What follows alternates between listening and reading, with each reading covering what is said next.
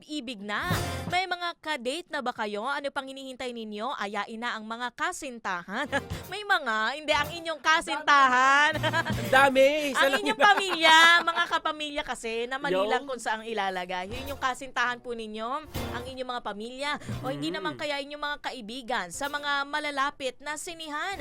Aprobado na po kasi ng Movie and Television Review and Classification Board o MTRCB ang 6 na pelikula ngayong linggo ng mga puso. Tampok ang mga kwentong puno ng pag-ibig, aksyon at matitinding katatakutan. Kabilang dito ang mga romantic drama na The Loved One na pinagbibidahan ni Jericho Rosales, Ann Curtis at Miss Universe 2018 Catriona Gray at ang Wuthering Heights na parehong R13. Samantala R13 din ang action thriller na Shelter, habang may PG rating naman ang animated film na Goat. Kapwa R16 naman ang ilang horror film gaya po ng Strangers Chapter 3 dahil sa matitinding katatakutan at mature na tema.